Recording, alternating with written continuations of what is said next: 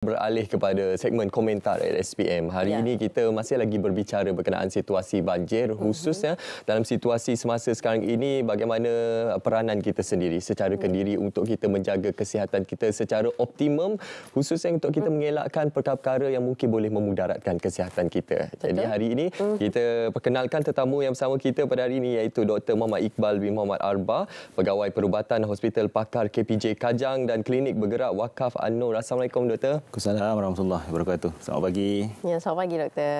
Okey, jadi Doktor, bila kita bercakap tentang banjir, penjagaan kesihatan dan juga bantuan keselamatan, bila kita bercakap tentang banjir ini, pastinya apa yang kita terfikir adalah berkenaan dengan air yang tinggi dan juga bila pastinya anak-anak akan bermain dalam keadaan air banjir tersebut, dan sebenarnya daripada perkara itu akan memberikan bahaya kepada mereka juga kerana pelbagai penyakit yang mungkin dijangkiti oleh anak-anak dan juga kita. Sebagai permulaannya, Doktor.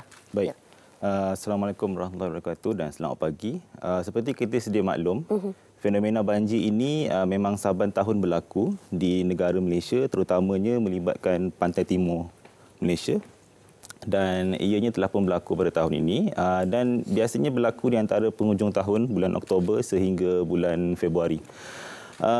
Sudah semestinya apabila banjir itu berlaku di sesuatu kawasan, secara tak langsung ia akan menyebabkan penularan wabak penyakit-penyakit yang berjangkit.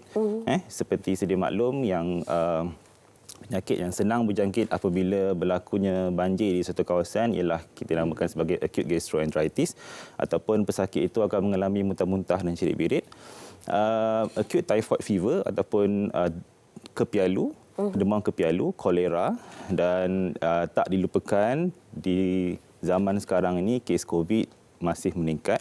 Jadi terutamanya di pusat pemindahan sementara banjir di mana big crowd di situ, sudah semestinya ada risiko berlakunya penularan virus COVID dan juga influenza di kalangan mangsa-mangsa banjir yang terlibat. Okey, so pastinya itu antara risiko penyakit berjangkit yang boleh berlaku semasa musim banjir, termasuk juga risiko jangkitan COVID-19 yang masih lagi menular dalam kalangan komuniti kita. Okey, Doktor, melihat kepada aspek penjagaan kesihatan dan bantuan keselamatan, mungkin juga kita boleh memperhalusi berkenaan bagaimana ianya memberi impak kepada sektor kesihatan negara, khususnya dalam situasi semasa sekarang ini. Bagaimana keadaan realitinya, Doktor, semasa musim banjir? Yep. Semasa musim banjir ini sudah semestinya kami di sektor kesihatan secara am dan secara khasnya di KPJ Healthcare sendiri sudah semestinya ingin membantu sehabis baik setiap mangsa-mangsa yang terlibat dengan banjir. Mereka ini sudah pasti akan terkesan dengan fenomena banjir ini dari segi emosi, sosial dan juga kewangan dan tempat tinggal. Jadi apa yang kami cuba bantu terutamanya dari pihak sektor kesihatan adalah menghulurkan sebanyak mungkin bantuan akses kesihatan kepada mereka yang terkesan semasa situasi banjir. Akses kesihatan yang boleh diberikan kepada mereka ini adalah seperti rawatan-rawatan luka kecil, kecederaan ringan, pemeriksaan kesihatan kronik, di mana seperti kita tahu bila pesakit yang berisiko mungkin ada follow up dengan klinik kesihatan tetapi tak dapat nak menghadirkan diri untuk menyambung ubat, untuk membuat regular check up. Jadi kami di sektor kesihatan akan turun padang dan memberikan khidmat kesihatan untuk penyambungan ubat-ubat untuk penyakit kronik contohnya. Dalam masa yang sama, kami di bahagian kesihatan ini juga mementingkan dari segi sosial dan juga emosi mangsa-mangsa yang terkesan. Jadi bantuan-bantuan seperti bantuan makanan, bekalan ubat-ubatan dan keperluan-keperluan barang dapur juga amat penting dan mereka amat menghargai apabila kami turun ke padang dan memberi bantuan. Okey, dan antara cabaran juga adalah berlakunya cabaran di PPS jugalah, bagaimana untuk memastikan kesihatan mereka terjamin, terjaga kan, dan sekiranya berlaku penularan suatu penyakit itu bagaimana untuk memastikan mereka dalam keadaan yang baik dan terjagalah. Itu juga merupakan cabaran juga. Betul. Doktor. Ya. Especially di pusat pemindahan banjir, bila big crowd is there, bila mereka dikumpulkan di satu tempat untuk tempoh masa yang tertentu sehingga banjir itu surut, sudah pasti penularan wabak penyakit berjangkit ni sangat tinggi dan bila kita applykan di masa sekarang, COVID-19 lah yang masih lagi tinggi kesnya. Jadi apa yang penting ialah pemakaian pelitup muka, face mask masih sangat-sangat digalakkan, dapat mengurangkan penularan wabak tersebut dan dalam masa yang sama cuba sehabis baik untuk mengekalkan kebersihan kendiri, kerap mencuci tangan, dan dalam skop banjir itu sendiri, suka saya ingatkan mangsa-mangsa tersebut boleh menggunakan sumber air yang bersih untuk mereka minum dan juga makan. Itu dapat mengelakkan secara tidak langsung penularan wabak penyakit yang melibatkan banjir ini. Okey, Doktor tadi menyentuh berkenaan bagaimana peranan ialah pegawai-pegawai perubatan, sektor kesihatan turun padang untuk menyantuni mangsa-mangsa banjir di PPS. Ialah mereka terputus hubungan dengan dunia luar secara totalnya. Dan sekaligus kita nak berbicara berkenaan klinik bergerak Wakaf An-Nur. Mungkin kita boleh kongsikan juga peranan yang dimainkan, apa antara sumber yang dimanfaatkan untuk memberi impak kepada mangsa-mangsa banjir. Baik. Untuk permulaan, klinik Wakaf An-Nur ini adalah satu inisiatif yang digerakkan oleh KPJ Healthcare yang telah beroperasi sejak 2013. Tujuan klinik Wakaf An-Nur ini serba sedikit ialah untuk memberikan ataupun menghulurkan sebanyak mungkin bantuan kepada mangsa-mangsa yang terlibat, tidak semestinya banjir lah. Tapi dalam konteks ini, mangsa-mangsa banjir akan diberikan sebanyak mungkin bantuan kesihatan.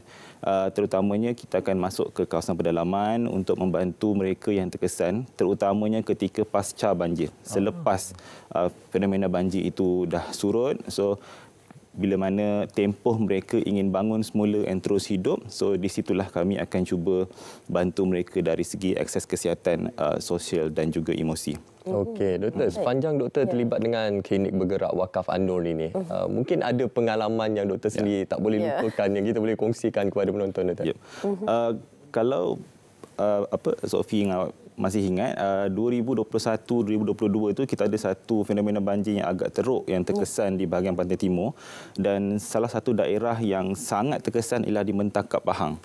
Jadi kami bersama-sama klinik Wakaf An-Nur bergerak sebagai satu pasukan ke Mentakap Pahang dalam untuk membantu ataupun memberikan akses kesihatan kepada mereka, terutamanya pemeriksaan kesihatan, penyambungan ubat untuk penyakit-penyakit kronik, rawatan-rawatan luka untuk penyakit yang mengalami kencing manis, luka, dan juga kami juga membantu dari segi emosi dan juga sosial. Kami memberikan bantuan makanan, keperluan barang-barang dapur, dan juga secara tak langsung kami juga hands on lah bantu untuk membersihkan kawasan rumah mereka, terutamanya selepas pasca banjir.